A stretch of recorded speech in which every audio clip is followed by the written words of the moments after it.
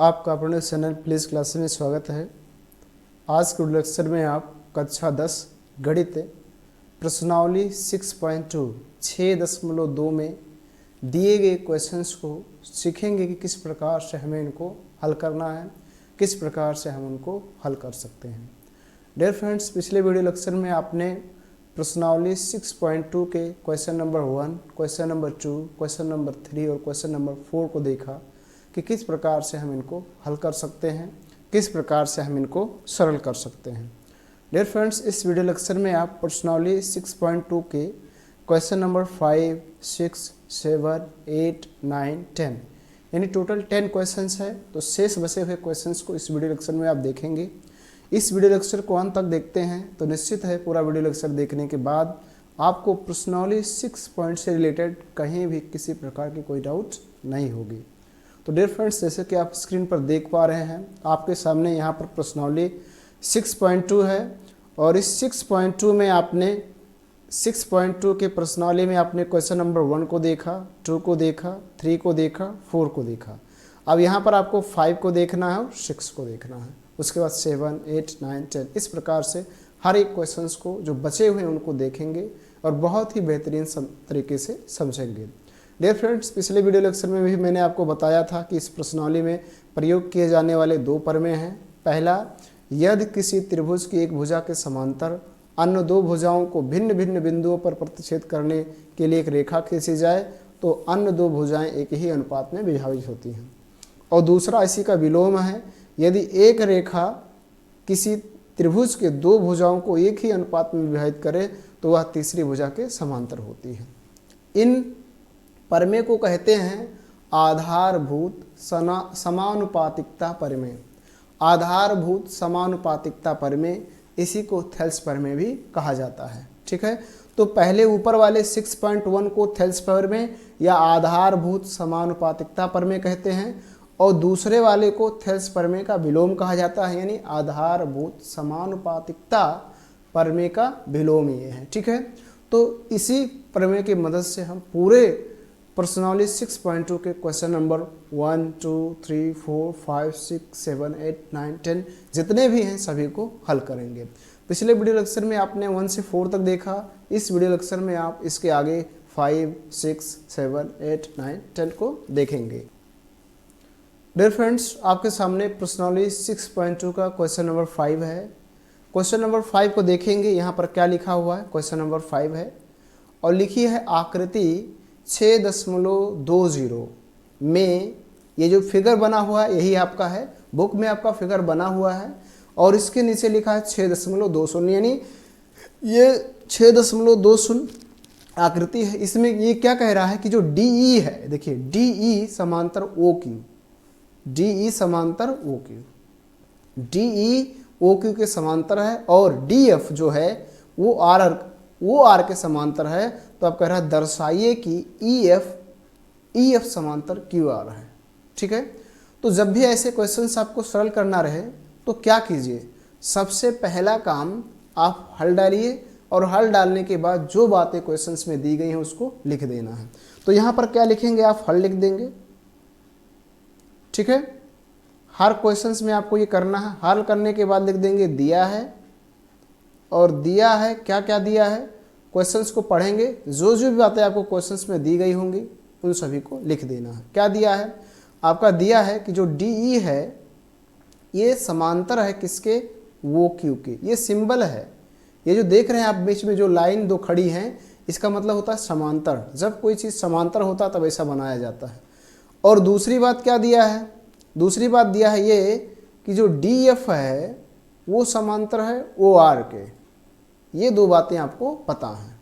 क्या है, पता है। अब ये 2 बातें आपको पता है और आपको सिद्ध क्या करना है, दर्शाना मतलब सिद्ध करना। तो यहाँ लिख देंगे सिद्ध करना है, सिद्ध करना है। ठीक है, क्या सिद्ध करना है, तो देखिए ये भी क्वेश्चन में दिया गया है। सिद्ध करना यानी दर्शाना, और दर्शाना मतलब क्या दर्शाना है, आपको ये दर्शाना है कि जो EF है वो समांतर होगा QR के। ये आपको दर्शाना है, यानी ये आपको सिद्ध करना है। ठीक, अब देखेंगे ध्यान से, अब इस फिगर में आपको समझना है, ये फिगर ही आपके लिए महत्वपूर्ण है, इस फिगर से ही आपको इसको आसानी से समझ में आएगा। तो अब यहाँ लिखेंगे अब, ठीक है, अब या यहाँ पर आप लिख सकते हैं उपपत्ति। अब थेल्स प्रमेय लगाएंगे, यहाँ पर यहाँ लिखेंगे थेल्स प्रमेय, थेल्स प्रमेय से, थेल्स प्रमेय से पहली बात समझते हैं, थेल्स प्रमेय से क्या होगा। यहाँ पर कह रहा है डी, तो डी देखिए क्या है, डी ये है, ये वाला लाइन है। उसके बाद कह रहा है ओ क्यू वाला ये वाला लाइन है, ये वाला लाइन ओ क्यू है, और ये वाला लाइन डी है, और ये दोनों समांतर हैं। तो थेल्स प्रमेय क्या कह रहा है कि जब एक त्रिभुज में एक त्रिभुज खींची गई हो और किसी एक भुजा के समांतर कोई लाइन खींचा गया हो, तो उससे जो अनुपात बनेगा वो समानुपात होगा। क्या होगा? समानुपात, मतलब एक ही अनुपात में विभाजित करेगा, बराबर होगा। तो अगर ये देखिए, ये वाला लाइन फिगर में देखिएगा ध्यान से, ये वाला लाइन और ये वाला लाइन समांतर है, तो इस त्रिभुज में अगर देखा जाए पी ओ क्यू कहें या पी क्यू ओ कहें या ओ क्यू पी कहें, कोई भी कह सकते, इस त्रिभुज में अगर देखेंगे तो जो इनकी भुजाएं विभाजित हो रही हैं, कट रही हैं, वट रही हैं, वो क्या होंगी? समानुपाती। यानी क्या होगा? थेल्स प्रमेय से मिलेगा कि जो पी ई बटे you Q, E Q, P E बटे यू क्यू, ध्यान से समझिएगा, बराबर होगा पी ई यहाँ से यहाँ तक, यानी यहाँ से जो यहाँ तक की दूरी है ये पी ई है, और यहाँ से जो यहाँ तक की दूरी है ये ई क्यू है।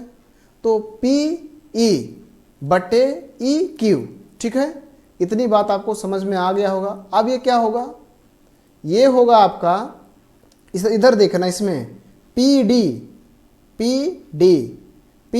बटे डी ओ, यहाँ तो लिख देंगे पी डी बटे डी ओ, पी डी बटे डी ओ, ठीक है। ऐसा क्यों होगा? इसको बनाएंगे समीकरण नंबर 1, और यहाँ लिखेंगे ऐसा होगा क्यों? ऐसा इसलिए होगा क्योंकि जो डी ई है, ध्यान समझना, डी ई है वो ओ क्यू के समांतर है, डी ई ओ क्यू के समांतर है, ठीक है। तो ऐसा हो जाएगा। पुनः देखिए, पुनः इसी फिगर में पुनः देखना है, पुनः इधर देखिए, आपकी बार कह रहा है डी एफ, यानी ये वाला लाइन, ठीक है, ध्यान से समझिएगा, कौन सा? ये वाला लाइन, ये वाला लाइन यानी डी एफ, ये वाला है डी एफ, ये है ओ आर के समांतर, यानी इसके समांतर है। तो जब इसके समांतर है तो फिर से बात देखिए बनेगी क्या? पी एफ, ध्यान समझिएगा, यहाँ लिखेंगे क्या? यहाँ लिखेंगे पुनः हमें पी एफ बटे, पी एफ मतलब पी से लेकर एफ तक की दूरी, एफ आर, क्या होगा? एफ आर, पी एफ बटे एफ आर, ठीक है, बराबर होगा किसके? पी डी बटे, ये भी उसी में कॉमन है तो यहाँ लिखेंगे पी डी बटे डी ओ, पी डी बटे डी ओ, इसको बनाएंगे समीकरण नंबर 2, और यहाँ लिखेंगे चूंकि यहाँ पर क्या है? डी एफ समांतर है ओ आर के, डी एफ समांतर है ओ आर के, ठीक है। इतनी बात आपको स्पष्ट में रूप से समझ में आ गया होगा। यदि आपको फिगर दिखाई ना दे रहे हो तो आप देख सकते हैं और इसे नोट कर सकते हैं अपने बुक में, आपके बुक में फिगर बना हुआ, उस फिगर को देखकर आप आसानी से अपने कॉपी में भी नोट कर सकते हैं, ठीक है। अब देखिए इन समीकरण, दोनों समीकरणों को देखिए, समीकरण 1 और समीकरण 2 को देखिए ध्यान से, ठीक है। समीकरण 1 और समीकरण 2 को देखिए, तो समीकरण 1 और समीकरण 2 में क्या है? पी डी बटे डी ओ, यहाँ देखिए पी डी बटे डी ओ है, और यहाँ भी पी डी बटे डी ओ है, यानी दोनों समीकरणों में ये चीज़ बराबर है। तो हम यहाँ लिखेंगे समीकरण 1 व 2 से। तो जब इसका समीकरण में 2 पक्ष होते हैं, दाहिने तरफ वाले को दायां पक्ष कहते हैं और बाएं हाथ की ओर वाले को बाएं पक्ष कहते हैं। तो इस समीकरण में दोनों का दायां पक्ष बराबर है, तो बायां पक्ष आपस में क्या होंगे? बराबर। तो अगले हम लिखेंगे यहाँ पर समीकरण 1 व 2 से, यहाँ लिख दीजिए समीकरण 1 व 2 से, ठीक है। समीकरण 1 व 2 से। समीकरण 1 व 2 से क्या होगा, देखिए पी ई बटे यू क्यू, पी ई बटे यू क्यू, तो यहाँ लिखेंगे पी ई बटे यू क्यू, ये बराबर होगा किसके, फिर से देखेंगे, ये बराबर होगा आपका पी एफ बटे एफ आर के, पी एफ बटे एफ आर के। तो यहाँ लिख देंगे पी एफ बटे एफ आर के, पी एफ बटे एफ आर के, ठीक है, पी एफ बटे एफ आर के, ठीक। इतनी बात समझ में आ गया होगा। पी बटे ई क्यू बराबर पी एफ बटे एफ आर, इस बात को हम फिगर में समझेंगे, ठीक है। यहाँ फिगर में देखिए, फिगर में क्या है, ध्यान से समझना। फिगर में देखेंगे तो यहाँ पर देखिए पी ई ये है, ठीक, और ई क्यू ये है, और फिर इसमें देखेंगे ये वाला पी एफ ये है और एफ आर ये है, ये दोनों बराबर है। तो जब ये दोनों बराबर है तो ये जो लाइन है यहाँ पर ये दिख रहे हैं ई एफ जो होगा वो क्यू आर के समांतर होगा। अगर ऐसा है तो थेल्स परमे के विलोम से, अगर ऐसा है तो थेल्स परमे के विलोम से ये दोनों क्या होंगे, समांतर होंगे, यानी ई एफ समांतर होगा क्यू आर। तो यहाँ लिखेंगे थेल्स परमे के विलोम से, थेल्स प्रमेय के विलोम से, थेल्स प्रमेय के विलोम से, सॉरी यहाँ विलोम लिखना है, यहाँ विलोम लिखेंगे, थेल्स प्रमेय के विलोम से, थेल्स प्रमेय के विलोम से, ठीक है। थेल्स प्रमेय का विलोम क्या कह रहा है कि अगर ऐसा बन रहा है, कोई समान अनुपात में विभाजित हो रहा है, तो निश्चित है कि वो जो रेखा खींची गई है वो तीसरी भुजा के समांतर है। यानी जो ये रेखा आपका ई एफ है, ई एफ ये समांतर है क्यू आर के, ये समांतर है क्यू आर के। और देखिए आपको क्वेश्चन में इसी बात को सिद्ध करना था, तो यहाँ लिख देंगे प्रूव्ड, या लिख देंगे हिंदी में इति सिद्धम, प्रूव्ड या इति सिद्धम, यानी ये बात आपका, ये कथन आपका सिद्ध हो गया। ई एफ समांतर क्यू आर, ये जो ई एफ खींचा गया है ये लाइन, ये त्रिभुज पी क्यू आर के भुजा क्यू आर के क्या होगा, समांतर। इस बात को हमें सिद्ध करना था और आसानी से आप सिद्ध भी कर चुके हैं बहुत कम लाइनों में। तो आपको उम्मीद करता हूं कि क्वेश्चंस आपको समझ में आ गया होगा। डियर फ्रेंड्स, आपके सामने प्रश्नावली 6.2 का क्वेश्चन नंबर 6 है, और इस क्वेश्चन नंबर 6 में देखेंगे, क्वेश्चन नंबर 6 क्या कह रहा है, आकृति 6.21, कौन सा, ये 6.20 है, यानी ये वाला आकृति आपका क्वेश्चन नंबर 5 का है, ये क्वेश्चन नंबर 5 का आकृति है, ठीक है। इस आकृति में देखना जो दाहिने तरफ बना, यानी आकृति 6.21 में देखना है, आकृति 6.21 में देखना, ये वाला आकृति जो है, ठीक है। कह रहा O P O Q Q R पर स्थित बिंदु ए बी और सी इस प्रकार है कि ए बी जो है, ए बी देखिए ये वाला ए बी जो है वो पी क्यू के समांतर है। ए बी किसके समांतर है, पी क्यू के, ए बी पी क्यू के, यानी इसके समांतर है, ठीक है। दूसरा ए एस, जो ए एस है, ध्यान समझिएगा, ए एस नहीं सॉरी ए सी जो है, यानी ये वाला है, ए सी वाला पी आर के समांतर है, ये इसके समांतर है। तो अब आपको ये बताना है, ये सिद्ध करना है, ये दर्शाना है कि क्या ये जो बी सी है ये क्यू आर के समांतर है, जो बी सी है वो क्यू आर के समांतर है, ठीक है। तो सबसे पहले आप क्या करेंगे, हल डालेंगे, और हल डालने के बाद जो जो बातें दी गई हैं उनको हम लिखेंगे, ठीक। अब डियर फ्रेंड्स देखिएगा, मैंने यहाँ पर इस फिगर को बना दिया है, और यहाँ पर सबसे पहले आप हल डाल दीजिए, और हल डालने के बाद लिख दीजिए दिया है। दिया है यानी जो जो क्वेश्चंस में दी गई है उस बात को हमें यहाँ पर लिखना है। क्या क्या दिया है, ये दिया है इसमें कि जो आपका ए बी है, ठीक है, ए बी है ये समांतर है पी क्यू के, और दूसरी बात दिया गया है कि जो ए सी है, ए सी समांतर है पी आर के, ए सी समांतर है पी आर के, ठीक है। अब आपको सिद्ध करना है, क्या सिद्ध करना है, यहाँ लिख दीजिए सिद्ध करना है, सिद्ध करना है, सिद्ध करना है। क्या सिद्ध करना है? जो सिद्ध करना हो उसको लिख देना है। क्या सिद्ध करना है? सिद्ध करना है कि जो BC होगा वो समांतर होगा QR के। इस बात को आपको सिद्ध करके लाना है, यानी बताना है। ठीक है, तो बहुत इजी है, आसानी से इसको आप कर सकते हैं। अब इसको क्या करेंगे, यहाँ देखेंगे, यहाँ लिखेंगे अब क्या, अब यहाँ थेल्स प्रमेय लगाएंगे, लिखेंगे थेल्स प्रमेय से। थेल्स प्रमेय से, थेल्स प्रमेय देखिए क्या कह रहा है। थेल्स प्रमेय में देखिएगा, थेल्स प्रमेय कैसे यहाँ पर लगेगा, ए बी यानी ये वाला जो लाइन है इस वाले लाइन के समांतर है। तो अगर देखिए तो POQ या PQO या PQO या POQ एक त्रिभुज है, और ये वाला जो लाइन है ये त्रिभुज की तीसरी भुजा के समांतर है। तो जब तीसरी भुजा के समांतर है तो इन दो भुजाओं को क्या करेगा, एक ही अनुपात में विभाजित करेगा। यानी यहाँ पर क्या हो जाएगा, यहाँ पर ये हो जाएगा, ध्यान से समझिएगा, यहाँ से यहाँ पर ये हो जाएगा PA बटे PA मतलब देखो ध्यान से, यहाँ से लेकर यहाँ तक की दूरी PA है। ठीक है, यहाँ से लेकर यहाँ तक की दूरी PA है, तो PA बटे क्या हो जाएगा, PA बटे, ध्यान समझिएगा, PA बटे, यहाँ देखिएगा PA बटे यहाँ पर PA बटे AO। ठीक, बराबर किसके होगा, यहाँ पर देखेंगे क्या होगा, PA बटे AO बराबर हो जाएगा QB मतलब यहाँ से लेकर यहाँ तक की दूरी QB बटे BO।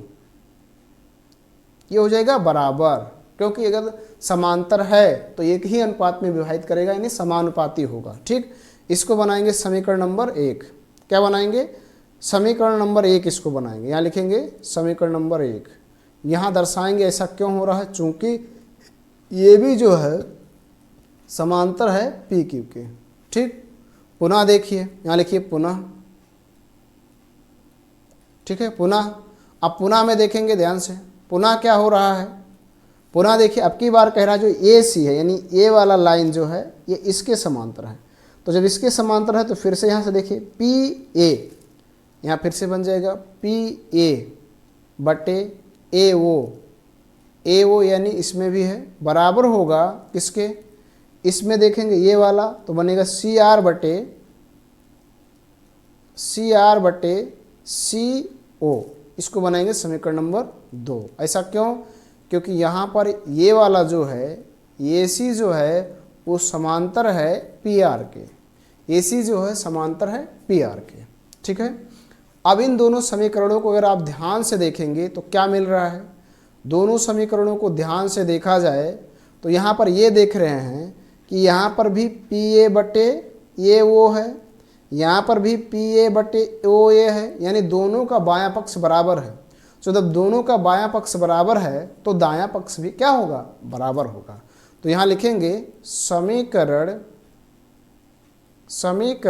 1 व 2 से, समीकरण 1 व 2 से, समीकरण 1 व 2 को देखेंगे तो दोनों का बायां पक्ष बराबर है, तो दोनों का दायां पक्ष भी आपस में बराबर होगा, यानी QB बटे BO बराबर होगा CR बटे CO के। अब यहाँ फिगर में समझना, फिगर में देखिए QB ये वाला है, ये वाला जो लाइन देख रहे हैं ये QB है, और BO ये वाला है। इधर देखेंगे CR ये है और CO ये है, यानी इससे ये अनुपात बराबर हैं। तो जब ये दोनों अनुपात बराबर होंगे तो थेल्स प्रमेय के विलोम से क्या मिल जाएगा, यानी जो BC है, ये BC जो है ये QR के समांतर होगा। तो यहाँ लिखेंगे थेल्स प्रमेय के विलोम से, यहाँ लिख देंगे थेल्स प्रमेय के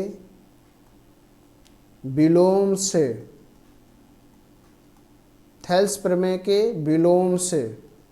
ठीक है, थेल्स प्रमेय के विलोम से, थेल्स प्रमेय के विलोम से मैंने क्या कहा, थेल्स प्रमेय के विलोम से देखेंगे तो जब इनके अनुपात समानुपात हैं, बराबर हैं, तो ये भुजा BC जो होगी वो QR के समांतर होगी, तो यही पर यहाँ लिख देंगे जो BC होगा वो समांतर होगा QR के। और यही बात आपको सिद्ध करना था, तो यहाँ लिख देंगे प्रूव्ड या लिख देंगे इत सिद्धम, यानी सिद्ध हो गया, ये सिद्ध हो चुका है। ठीक है, तो इस तरह से आपको सिद्ध करना है। यहाँ पर देखिए यही लाना था BC समांतर QR, और ये हम ला चुके हैं और यही हमको सिद्ध करना था। तो इस प्रकार से आपको क्वेश्चन नंबर 6 को सरल करना है और उम्मीद करता हूँ कि आप आसानी से इसको सरल कर पाएंगे। डियर फ्रेंड्स, आपके सामने प्रश्नावली 6.2 का क्वेश्चन नंबर 7 है। इस क्वेश्चन नंबर 7 में दी गई समस्या को सबसे पहले पढ़ेंगे, उसके बाद हम इसका सिद्ध करेंगे। क्या है क्वेश्चन नंबर 7 को देखिए, कह रहा है कि प्रमेय 6.1 का प्रयोग करते हुए सिद्ध कीजिए कि एक त्रिभुज की एक भुजा के मध्य बिंदु से होकर दूसरी भुजा के समांतर खींची गई रेखा तीसरी भुजा को समद्विभाजित करती है। यानी ये त्रिभुज आपके सामने बना है, इस त्रिभुज का एक नाम लिख सकते हैं, कोई भी नाम दे सकते हैं, ABC, PQR, कोई भी एक नाम दे सकते हैं। मैंने यहाँ पर लिख दिया A, और मैंने यहाँ पर लिख दिया B, और मैंने यहाँ पर लिख दिया C, कोई एक नाम दे सकते हैं। ठीक है, त्रिभुज का एक नाम हो गया। अब ये क्या कह रहा है कि सिद्ध कीजिए कि एक त्रिभुज की एक भुजा के मध्य बिंदु से, यानी यहाँ पर कोई एक भुजा का मध्य बिंदु ले लीजिए। चलिए मान लीजिए इसका मध्य बिंदु जो है, मध्य बिंदु का मतलब होता है बीचों बीच, बीचों बीच मतलब जिस बिंदु से दोनों के शीर्ष समान दूरी पर हो। तो मान लीजिए यहाँ मैंने एक बिंदु ले लिया जिसका नाम है P। अब इस मध्य बिंदु P से होकर दूसरी भुजा के समांतर, दूसरी भुजा मतलब इस भुजा के यानी BC के समांतर आपको क्या कर देना है, रेखा खींच देना। यानी एक रेखा से खींचना है, ऐसे इस तरह से आपको खींचना है जो क्या हो, BC के समांतर हो, BC के समांतर बनना चाहिए। यानी ये लाइन बिल्कुल सीधा होगा। ठीक है, बिल्कुल सीधा होगा। यहाँ पर सीधा नहीं बना है, फिर भी आप सीधा बनाइएगा। तो जब इसको बिल्कुल सीधा करेंगे, इस रेखा को खींचेंगे, तो ये क्या करेगा, तीसरी भुजा को यानी AC को कहीं पर काटेगा। सपोज डेट मान लीजिए यहाँ पर Q पर काटा, कहाँ काटा, Q पर। तो अब आपको ये सिद्ध करना है कि खींची गई रेखा तीसरी भुजा को समद्विभाजित करती है, यानी इसको जो है समान भागों पे काटेगा। यानी यहाँ पर जो Q काट रहा है, यहाँ से इसकी दूरी और इसकी दूरी बराबर होगी, यही आपको सिद्ध करना है। ठीक है, तो सबसे पहले क्या करेंगे, यहाँ पर आप डालेंगे हल, और हल डालने के बाद लिख देंगे दिया है। यहाँ लिखेंगे हल, और हल लिखने के बाद लिख देंगे दिया है। क्या दिया है, इसमें एक त्रिभुज की बात हो रही है, तो लिख देंगे त्रिभुज ABC में, त्रिभुज ABC में। ठीक है, त्रिभुज ABC में त्रिभुज ABC में AB का मध्य बिंदु, त्रिभुज ABC में AB का मध्य बिंदु P है, ठीक है। इतनी बात ही करना है आपको, इतना कर देना है। ठीक है, दिया है, दिया में इतना ही लिखना है। उसके बाद अब क्या करना है, यहाँ पर रचना करना, तो लिखेंगे रचना। ठीक है, रचना करेंगे। रचना क्या करेंगे, रचना यानी जो मध्य बिंदु P दिया गया है उससे भुजा BC के समांतर एक रेखा खींचेंगे। तो यहाँ लिखेंगे रचना में बिंदु P से भुजा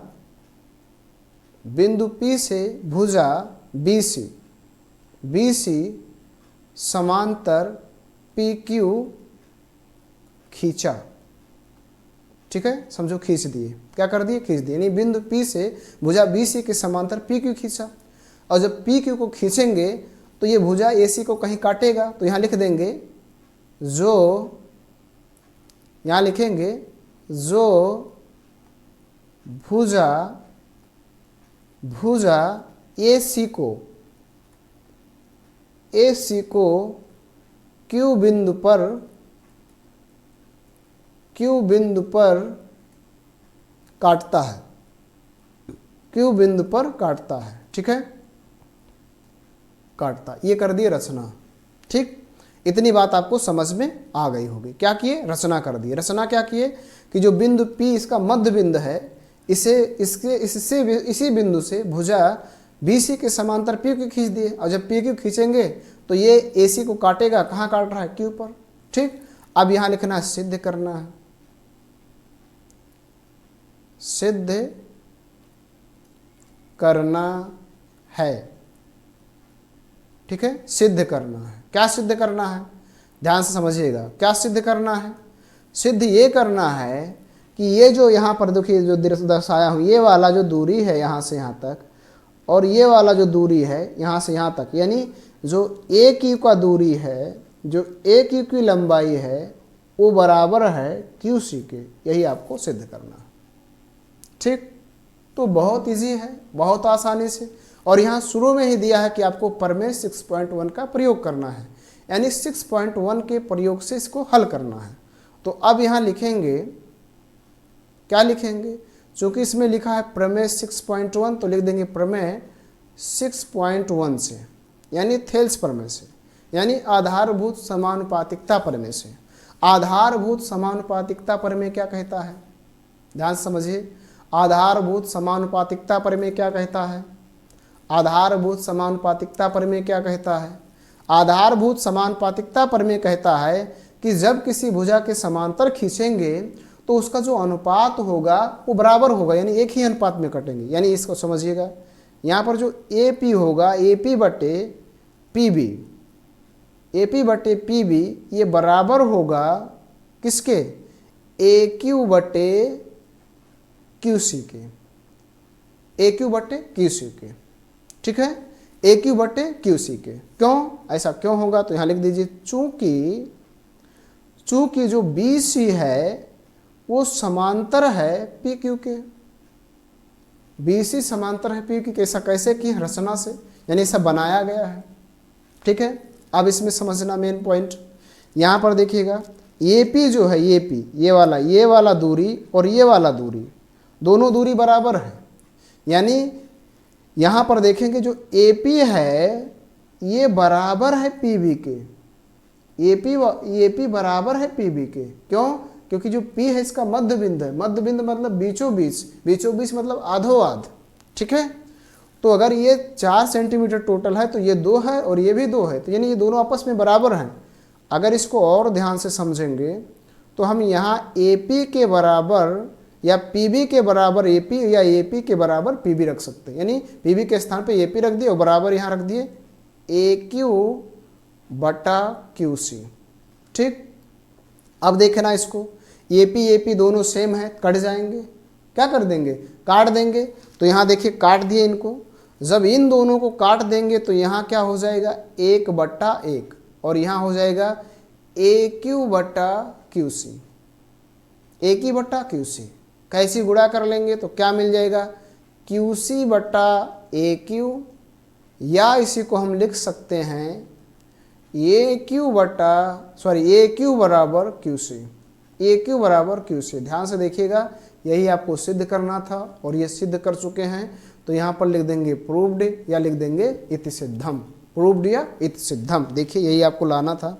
यहाँ पर देखिए AQ बराबर QC, यही आपको सिद्ध करना था और यही आपका आया भी, AQ बराबर QC। तो इस प्रकार से आप इस क्वेश्चंस को आसानी से सिद्ध कर सकते हैं, कोई दिक्कत नहीं है।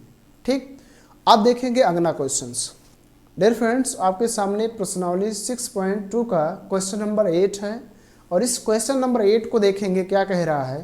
ये क्वेश्चन नंबर 8 कह रहा है कि प्रमेय 6.2 का प्रयोग करते हुए सिद्ध कीजिए कि एक त्रिभुज के किन्हीं दो भुजाओं के मध्य बिंदुओं को मिलाने वाली रेखा तीसरी भुजा के समांतर होती है।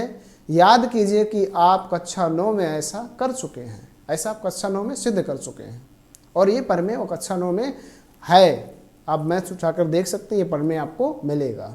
ठीक है, त्रिभुज में आश्रमिका संबंध जब आप खोलेंगे तो उस चैप्टर में ये प्रमेय आपको मिलेगा। ठीक, तो क्या करना है, इस फिगर में थोड़ा सा हम क्या करेंगे, कह रहा है एक त्रिभुज के किन्हीं दो भुजाओं के मध्य बिंदु, पहले इनका हम एक नाम दे रहे हैं। एक त्रिभुज बना हुआ है, इसके शीर्षों का नाम दे रहे हैं। तो मान लीजिए ये है, ये वाला बी है और ये वाला सी है। ठीक है, ये है, बी है, सी है। ठीक, इतनी बात क्लियर हो गया। अब क्या कह रहा है, अब ये कह रहा है कि इनके मध्य बिंदु, यानी इन भुजाओं के मध्य बिंदु, तो मान लीजिए ए बी का मध्य बिंदु ये वाला है, पी है, और इसका मध्य बिंदु मान लीजिए ये है, यानी क्यू है। ठीक है, और इन मध्य बिंदुओं से को मिलाने वाली रेखा, इनको मिला दिया जाए। इसको क्या कर देना है, मिला देना है।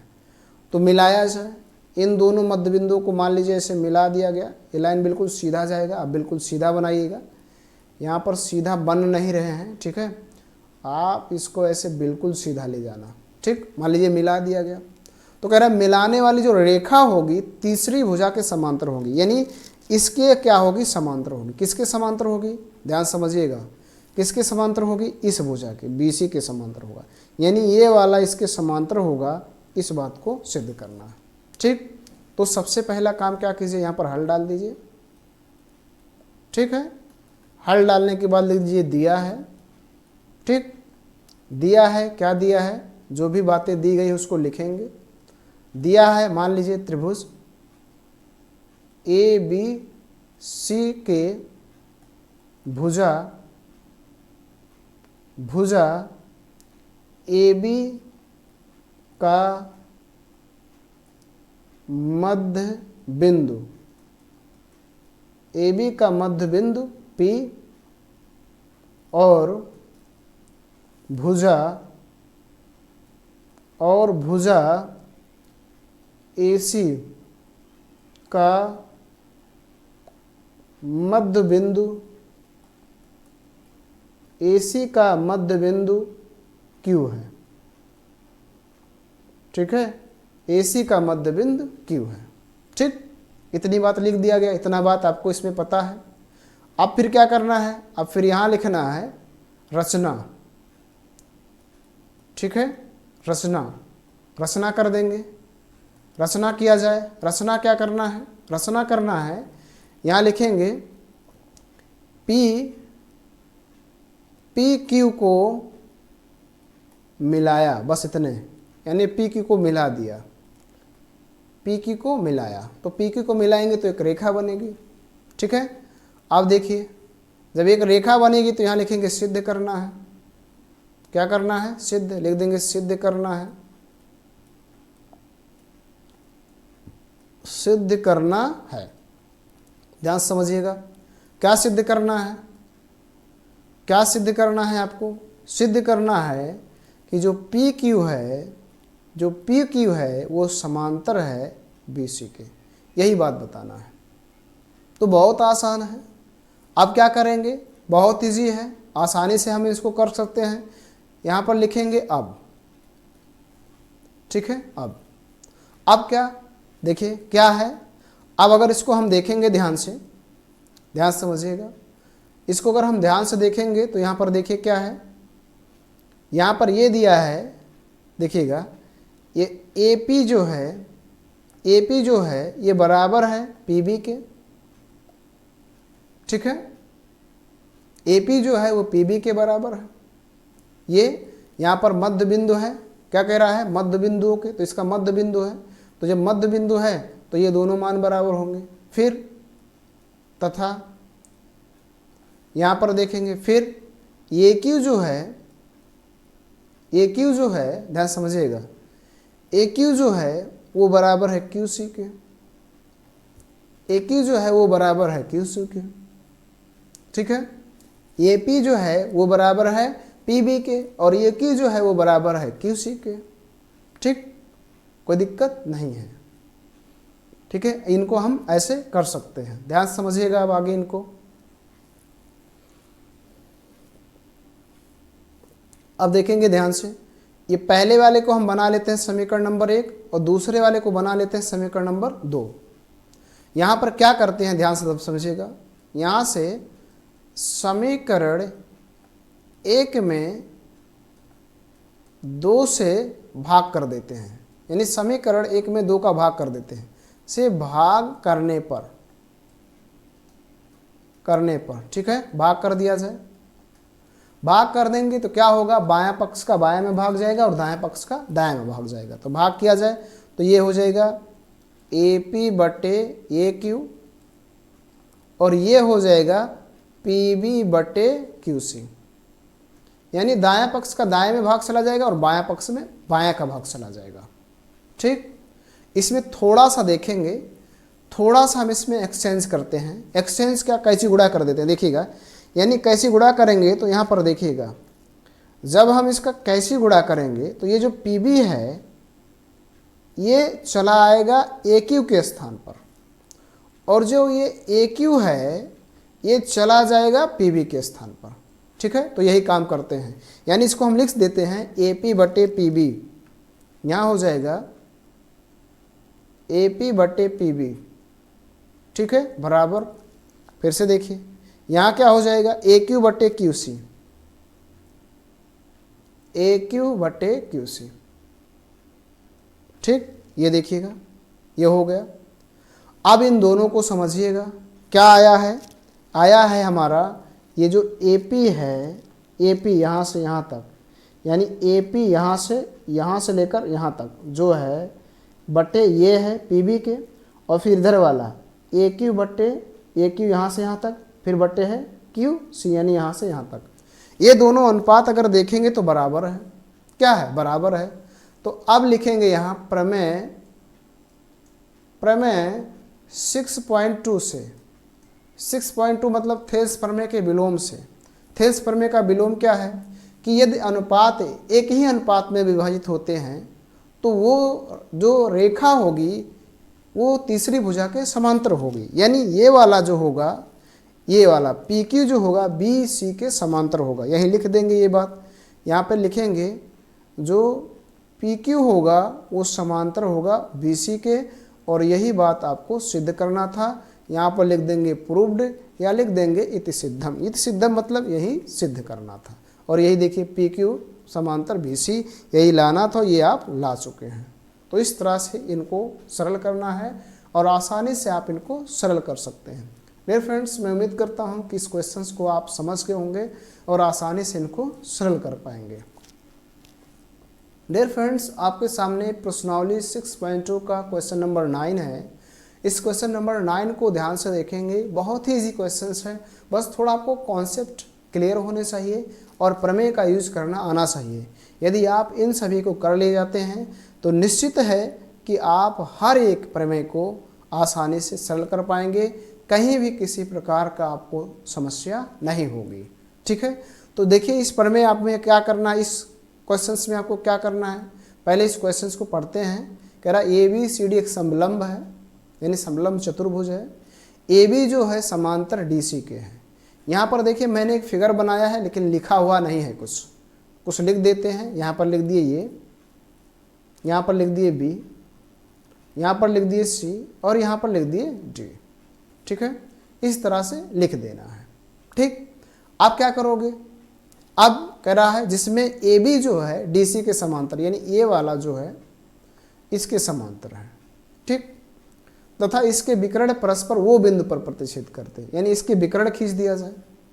क्या कर देंगे, इसके विकर्ण खींच देंगे। ठीक है, विकर्ण खींचा जाए। विकर्ण यानी ऐसे इसको मिला देना है, शीर्षों को आपस में मिलाएंगे, तो इस शीर्ष को इसमें मिला दिया जाए तो एक विकर्ण बनेगा, और इसको ऐसे मिलाएंगे तो एक विकर्ण बनेगा। ऐसे आपको सीधा खींचना है, ये सीधा नहीं हो रहा है तो आप इसको सीधा खींचेंगे तो यहाँ पर देखेंगे एक दूसरे को काटेंगे। जहाँ पर ये एक दूसरे को काट रहे हैं वहाँ पर आपको लिखना है वो, क्या लिखना है वो। ठीक है, और सिद्ध करके आपको यही लाना है। क्या लाना है, दर्शाइए कि AO बटे BO बराबर CO बटे DO, ये लाना है आपको सिद्ध करके। ठीक है, तो इस फिगर को आप आसानी से देख सकते हैं और अपने कॉपी में इस प्रकार से बना सकते हैं और इनको आसानी से सिद्ध कर सकते हैं। ठीक, तो अब देखिए यहाँ सबसे पहले क्या करेंगे, हल डाल देंगे। यहाँ लिखेंगे हल। ठीक, और हल डालने के बाद लिख देंगे दिया है। क्या है, दिया है। क्या दिया है, जो बातें दी है उसको लिखेंगे। दिया हुआ है कि ABCD एक समलंब है, ये ABCD एक समलंब है। ठीक है, एक समलंब है जिसमें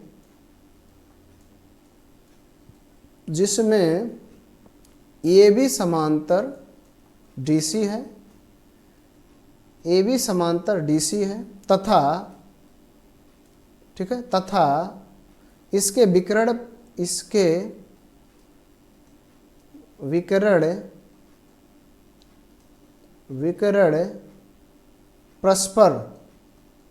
परस्पर मतलब एक दूसरे को परस्पर बिंदुओं पर प्रतिच्छेद करते हैं, बिंदुओं पर प्रतिच्छेद करते हैं, प्रतिच्छेद करते हैं। ठीक है, बिंदुओं पर प्रतिच्छेद करते हैं। ठीक, तो इस तरह से लिख देना है जो बातें आपको दी गई हैं। अब यहां पर आपको लिखना है, सिद्ध करना है। क्या सिद्ध करना है? तो यहां लिख दीजिए, सिद्ध करना है, सिद्ध करना है। क्या सिद्ध करना है देखेंगे, जो सिद्ध करना है उसको लिखते हैं। ये सिद्ध करना है लिखा हुआ आपके बुक में या क्वेश्चंस में लिखा हुआ, देखिए AO बटे BO बराबर CO बटे DO। ये सिद्ध करना है, ये सिद्ध करके आपको लाना है। ठीक फ्रेंड्स, क्या करेंगे यहाँ पर थोड़ा सा रचना करेंगे, यानी बिना रचना से आप इसको सिद्ध नहीं कर सकते। तो यहाँ रचना क्या करेंगे देखिएगा ध्यान से, यहाँ थोड़ा आपको रचना करना है, क्योंकि रचना करने से ही इसको आप हल कर सकते हैं। तो रचना कर देंगे। ये देखिएगा रचना क्या करेंगे, ये जो वो है इस बिंदु से इसके समांतर यानी DC के समांतर एक खींच देंगे, DC के समांतर, DC के समांतर एक लाइन खींचेंगे ऐसे, यहाँ पर खींच दी। अब यहाँ देखिए ABCD वो है, यहाँ पर लिख दे रहा हूँ, एक रचना कर देना। तो यहाँ लिखेंगे रचना, क्या कर देंगे रचना। रचना क्या करेंगे ध्यान से समझिएगा, रचना में लिखेंगे, रचना में DC समांतर EO खींचा, DC समांतर EO खींचा। ठीक है, ऐसा रचना करना। इस फिगर को आप देख सकते हैं और इस प्रकार से आपको इसे फिगर को बनाना है और इसको अपने कॉपी में ऐसे ही बनाइएगा। ठीक, तो रचना कर दिए। तो अब रचना कर दिए तो अब देखिए क्या होगा। अब यहाँ लिखेंगे, अब आपको बात समझना है। अब आप जब रचना किए हैं, यानी ये वाला लाइन जो है इस लाइन के समांतर है, तो इस त्रिभुज में देखेंगे ये DC में या ये CD में देखा जाए, तो ये CD में देखेंगे तो ये वाला समांतर है और ये देखिएगा ये वाला, ये मध्य बिंदु है, ये भी मध्य बिंदु है। तो मध्य बिंदु से इसके मध्य बिंदु से, अभी आपने पढ़ा कि इसके मध्य बिंदु से किसी एक के मध्य बिंदु से किसी भुजा के समांतर खींचेंगे तो वो तीसरी भुजा को भी क्या करेगा, समानुपात में विभाजित करेगा, यानी एक ही अनुपात में विभाजित करेगा। तो यहाँ पर अब आपको क्या मिल जाएगा देखिएगा ध्यान से। अब यहाँ पर आपको मिल जाएगा AE बटे ED, ये E बटे ED बराबर आपको मिल जाएगा AD बटे E बराबर मिल जाएगा आपको AO बटे OC, या CO भी इसको लिख सकते हैं आप। यहाँ पर आप CO भी लिख देंगे, कोई दिक्कत नहीं है। CO यानी AE बटे ED, AE बटे ED जो होगा बराबर ये EO बटे CO के बराबर होगा। ऐसा क्यों होगा?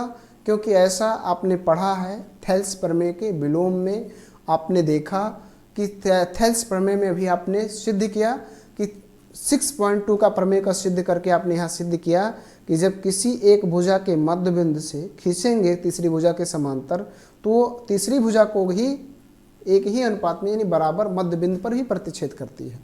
तो ये हो गया। इसको बनाएंगे समीकरण नंबर 1।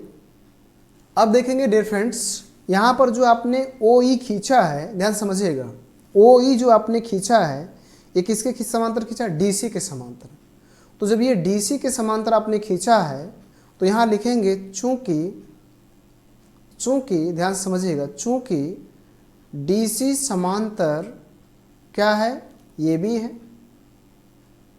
DC समांतर ये भी है, इसलिए और DC समांतर EO है, तो EO समांतर हो जाएगा ये भी के। ये रूल है, ये नियम है कि जब एक रेखा के समांतर कोई रेखा खींची जाए और वो दो रेखाएं आपस में समांतर हो तो वो तीसरी रेखा के भी समांतर होती है। ठीक है, यानी इसके भी ये क्या हो जाएगी, समांतर। अब इसको आगे समझेंगे। जब ये इसके भी समांतर हो जाएगी तो यहाँ से फिर से देखेंगे, यहाँ पर फिर ये क्या बनेगा, इस ये बी डी में देखेंगे, ये बी डी में, ए बी डी में, फिर ये ई बटे ई डी यहाँ पर बनेगा आपका, यहाँ बन जाएगा आपका ये ई बटे ई डी बराबर होगा, देखेंगे ध्यान से, यहाँ समझिएगा, ए ई बटे ए डी। देखिए ये ई इसमें भी है, ये बी डी में भी है, तो हो जाएगा इसमें क्या हो जाएगा, ये हो जाएगा बी ओ बटे डी ओ, बी ओ बटे डी ओ। ठीक है, क्या बन जाएगा आपका, बी ओ बटे डी ओ, बी ओ बटे डी ओ, बी ओ बटे डी ओ। ठीक है, तो यहाँ लिख देंगे बी ओ बटे डी ओ, बी ओ बटे डी ओ, इसको बनाएंगे समीकरण नंबर 2। और यहाँ पर देखिए आप एक समीकरण बना चुके हैं, समीकरण 1 और समीकरण 2 से देखेंगे, समीकरण 1 और समीकरण 2 से। तो यहाँ लिखेंगे समीकरण 1 व समीकरण 2 से, समीकरण 1 व समीकरण 2 से। समीकरण 1 व समीकरण 2 से देखेंगे तो यहाँ पर देखिए ध्यान से, इन दोनों समीकरणों में एक पक्ष बराबर है। कौन सा पक्ष बराबर है, बायां पक्ष, ए ई बटे ई डी यहाँ भी है और ए ई बटे ई डी यहाँ भी है। तो जब ऐसा होगा, बायां पक्ष बराबर हो तो दायां पक्ष बराबर होगा, दायां पक्ष बराबर हो तो बायां पक्ष बराबर होगा, तो बायां पक्ष बराबर है तो दायां दायां भी बराबर होगा। तो यहाँ पर हम क्या रख सकते हैं, ध्यान समझिएगा, यहाँ पर रख सकते हैं ए ओ बटे सी ओ, तो यहाँ रख देंगे ए ओ बटे सी ओ और बराबर हो जाएगा बी ओ बटे डी ओ। ठीक है, यहाँ पर थोड़ा सा हम इसमें बदलाव करेंगे। क्या बदलाव करेंगे, इस पद को यहाँ लिखेंगे कैसे गुणा करके, और इस पद को गुणा करके यहाँ लिखेंगे, यानी इसको ऐसे लिखेंगे ए ओ बटे बी ओ बराबर सी ओ बटे डी ओ, सी ओ बटे डी ओ। तो ये हो गया, और यही आपको सिद्ध करना था और आप सिद्ध कर चुके हैं। यहाँ लिख देंगे प्रूव्ड, यानी इति सिद्धम, और ऐसा सिद्ध करना था और ये आप सिद्ध कर चुके हैं। देखिए ए ओ बटे बी ओ बराबर सी ओ बटे डी ओ, ए ओ बटे बी ओ बराबर सी ओ बटे डी ओ, ये सिद्ध करना था, इसको आप सिद्ध कर चुके हैं। तो इस तरह से आपको इस क्वेश्चंस को सिद्ध करना है और आसानी से आप इनको सिद्ध कर सकते हैं। डियर फ्रेंड्स, आपके सामने प्रश्नावली 6.2 का क्वेश्चन नंबर 10 है और इस प्रश्नावली का अंतिम क्वेश्चंस है। इस क्वेश्चंस को देखेंगे। क्वेश्चन नंबर 10 क्या कह रहा है कि एक चतुर्भुज ABCD के विकर्ण परस्पर बिंदु O पर इस प्रकार प्रतिच्छेद करते हैं। यानी यहाँ पर देखिए एक चतुर्भुज बना है और इस चतुर्भुज का कोई एक नाम दे देना है, कोई नाम नहीं दिया गया है। यहाँ पर मैंने मान लीजिए लिख दिया ए, यहाँ पर लिख दिया बी, यहाँ पर लिख दिया सी और यहाँ पर लिख दिया डी। ठीक है, इसके विकर्ण खींच दीजिए, इसको इसमें मिला दीजिए, इसे सीधा मिलाना है। ठीक, ये गड़बड़ हो गया, इसको सीधा हम आपको मिलाना है, ऐसे सीधा ले जाइए, इसको ऐसे सीधा ले जाइए और फिर इसको ऐसे सीधा लाइए, बिल्कुल सीधा लाएंगे, अन्यथा आपका फिगर गलत बनेगा। मैं ऐसे मिला रहा हूँ, आप मिला लीजिएगा। तो जब मिलाएंगे तो ये एक दूसरे को कहीं काटेंगे, जहाँ काटेंगे वहाँ लिख देना है वो। ठीक है, और यहाँ पर दिया है आपको सिद्ध करना कि ये जो बना है एक समलंब चतुर्भुज है। क्या है, समलंब चतुर्भुज। सॉरी, मैंने इसको आयताकार बना दिया है, समलंब के जैसा बनाना, क्योंकि वास्तव में समलंब है ही। ठीक, तो आप देखेंगे क्या करना, यहाँ पर हल डाल दीजिए, हल, और हल डालने के बाद लिख दीजिए दिया है। क्या है, दिया है। क्या दिया है, जो क्वेश्चंस में बातें दी गई उसको लिख देना है। क्या लिख देना है, ए बी सी डी एक चतुर्भुज है। ए बी सी डी एक चतुर्भुज है जिसके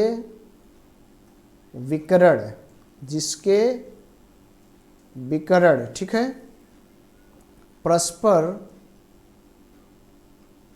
परस्पर बिंदु ओ पर इस प्रकार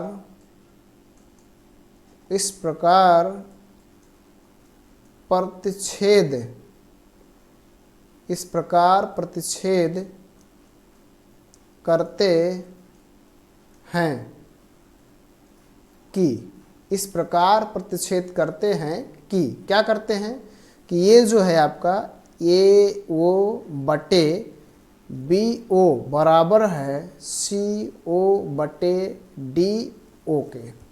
ठीक है, ये बराबर है। ठीक, अब आपको सिद्ध क्या करना है, तो यहां लिख देना है सिद्ध करना है। सिद्ध करना है। सिद्ध करना है, क्या सिद्ध करना है? सिद्ध करना ये है कि ए बी सी डी एक समलंब है। क्या है? समलंब है। ये आपको सिद्ध करना है। ए बी सी डी एक समलंब है, इस बात को आपको सिद्ध करना है। ठीक, बहुत आसान है। अभी आपने ऐसा किया, उसी का उल्टा है यहाँ पर जस्ट। ठीक है, ऐसा आपको सिद्ध करना है। ठीक, अब देखिए ध्यान से, यहाँ पर बात को ध्यान से समझेंगे। अब यहाँ लिखेंगे अब क्या है, अब देखिए ये जो बातें दी गई है, ए वो बटे बी वो बराबर सी वो बटे डी ओ, ये दिया है। इसमें तो थोड़ा हम चेंज कर लेंगे। थोड़ा चेंज क्या करेंगे, जैसे अभी उसमें हमने किया था, इसमें चेंज कर लेते हैं। इसको यहाँ कर देते हैं, इसको यहाँ कर देते हैं, यानी इसको ऐसा लिख देते हैं ए ओ बटे सी ओ बराबर बी ओ बटे डी ओ, ऐसा इसको कर देते हैं।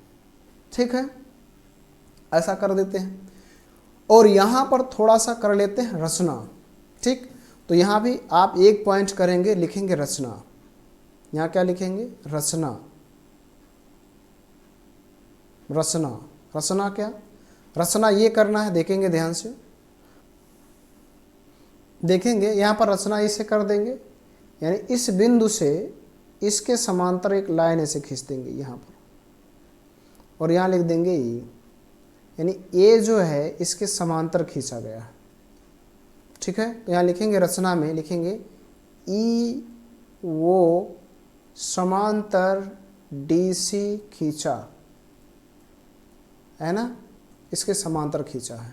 ठीक है, और यहाँ पर हमने इसको जब सिद्ध किया था तो ये बातें मिली, इसको हम समीकरण का नाम दे देंगे। क्या नाम देंगे? समीकरण का। तो यहाँ समीकरण नाम दे दिया जाए। समीकरण दर्शाएंगे, कौन सा समीकरण बनेगा, इसको बना लेते हैं समीकरण नंबर 1। इसकी अभी हमें ज़रूरत पड़ेगी, और इस रचना के मदद से चलेंगे। तो रचना के मदद से आपने प्रमेय, थेल्स प्रमेय के विलोम से क्या देखेंगे, जब समांतर खींची गई तो समानुपात में विभाजित करेगी। तो इस प्रकार से यहाँ पर आपको मिल जाएगा, देखिए इस फिगर की मदद से, यानी ए ई बटे ई डी। तो यहाँ लिख देंगे ए ई बटे ई डी बराबर जो होगा, यहाँ पर देखेंगे इसके ए ओ बटे वो, ये ए ओ बटे ए ओ बटे ओ सी के, ए ओ बटे ओ सी के। तो यहाँ लिख देंगे ए ओ बटे सी ओ लिख रहे हैं, ए ओ बटे सी ओ। ठीक है, ओ सी नहीं, सी ओ। और इसको बनाते हैं समीकरण नंबर यहाँ पर 2 बनाते हैं। ठीक है, समीकरण 2, यहाँ 1 बना चुके हैं, समीकरण 2 इसको बना लेते हैं। ठीक है, ऐसा कर लिए। ठीक, और इसी प्रकार से इधर भी करेंगे। मान लीजिए इधर भी रचना कर दिया जाए, ऐसे इधर भी करेंगे। सपोज डेट इसी प्रकार से लिख देंगे। अगर इसी प्रकार से इसको भी किया जाए, इसके समांतर, ठीक है, इसके समांतर कर दिया जाए, या इसी के समांतर किया जाए, तो इसी के समांतर अगर कर देंगे, ध्यान देंगे, ऐसा कर दिया जाए इसके समांतर, फिर ऐसा किया जाए तो क्या मिलेगा आपको? तो फिर क्या मिल जाएगा आपको, ध्यान समझिएगा, आपको क्या मिल जाएगा। यहाँ पर मान लीजिए ई था, यहाँ एफ लिख दिए तो मिल जाएगा आपको वी एफ बटे सी एफ या एफ सी, वी एफ बटे एफ सी। तो यहाँ लिख देंगे इसी प्रकार, इसी प्रकार क्या मिल जाएगा आपको, बी एफ बटे एफ सी, बी एफ बटे एफ सी। देखेंगे ध्यान से, बी एफ बटे एफ सी ये मिल गया। देखिए बी एफ बटे एफ सी, बी एफ बटे एफ सी, और बी एफ बटे एफ सी ये देखिएगा, ये वाला इसमें किए हैं तो क्या बन जाएगा, ओ बी बटे डी ओ, ओ बी बटे डी ओ, ओ बी बटे डी ओ, ओ बी बटे डी ओ। तो यहाँ लिख देंगे ओ बी बटे डी ओ, यहाँ रख देंगे ओ बी बटे डी ओ, ठीक है। ओ बी बटे डी ओ या बी ओ बटे डी ओ लिख सकते हैं इसको, यहाँ बी ओ बटे डी ओ लिख दे रहे हैं, बी ओ बटे डी ओ। इसको बनाते हैं समीकरण नंबर 3। अब इन समीकरणों का करेंगे तुलना। देखिए समीकरण 1 क्या है, ए ओ बटे सी ओ बराबर बी ओ बटे डी ओ, है ना। और फिर समीकरण 2 देखेंगे, ए ओ बटे वो सी ओ बराबर बी ओ बटे डी ओ। तो यहाँ लिखेंगे समीकरण 1, 2 व 3 से, 1, 2 व 3 से। जब 1, 2 व 3 से देखेंगे तो क्या मिल जाएगा आपको, ए ई बटे ई डी बराबर, ए ई बटे ई डी बराबर आपको मिल जाएगा बी एफ बटे एफ सी, बी एफ बटे एफ सी, बी एफ बटे एफ सी, ठीक है। देखिए यहाँ पर क्या मिल जाएगा, यहाँ पर ये मिल जाएगा कि ए ई बराबर ई डी बराबर बी एफ बटे एफ सी, ये मान आपको मिल जाएगा, ठीक है, ये मान मिल गया। अब इस मान को अगर देखा जाए, इस मान को ध्यान से अगर देखेंगे, समझेंगे, तो ये दोनों मान आपस में बराबर होंगे।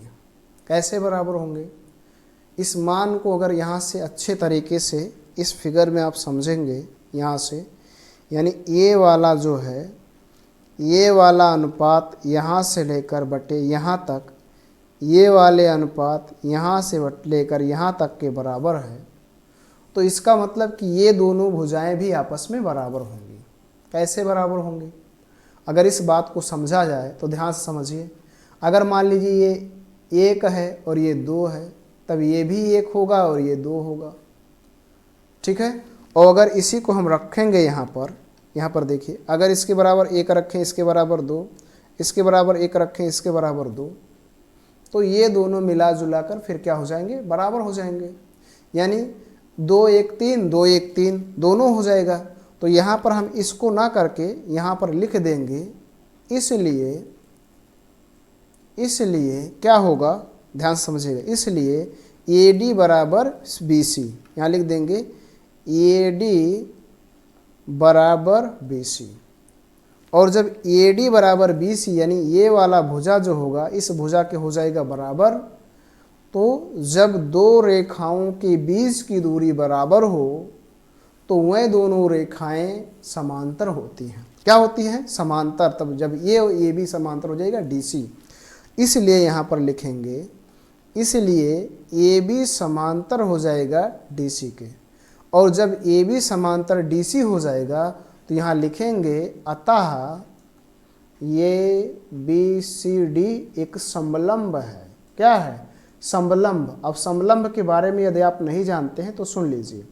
क्या होता है समलंब चतुर्भुज, ऐसा चतुर्भुज जिसके दोनों जो चारों भुजाएं हैं उनमें से किसी एक युग्म को समांतर होना जरूरी है। यानी उसमें से चतुर्भुज में कितनी भुजाएं होती हैं, 4। ये देखिए आपके सामने 4 है। तो इनमें से या तो ये समांतर हो, ये भी समांतर डीसी हो, या ये डी समांतर बीसी हो। इनमें से किसी एक भुजा युग्म का समांतर होना आवश्यक है। और यदि ऐसा कोई चतुर्भुज है जिसमें किसी एक भुजा युग्म समांतर है तो समलंब चतुर्भुज होता है। तो इस प्रकार से आपने सिद्ध कर दिया कि ये जो ए बी सी डी है एक समलंब चतुर्भुज है। तो डियर फ्रेंड्स, मैं उम्मीद करता हूँ कि इस वीडियो लेक्चर में आपने प्रश्नावली 6.2 में दिए गए क्वेश्चंस 5, 6, 7, 8, 9, 10 सभी क्वेश्चनों को देखा और उम्मीद करता हूं कि पूरा क्वेश्चंस आपको क्लियरली स्पष्ट रूप से समझ में आ गया होगा। फिर भी यदि आपको कहीं किसी प्रकार की कोई डाउट है तो कमेंट बॉक्स में ज़रूर लिखें, आपके कमेंट की रिप्लाई दी जाएगी। आज की वीडियो लेक्चर में इतना ही। धन्यवाद।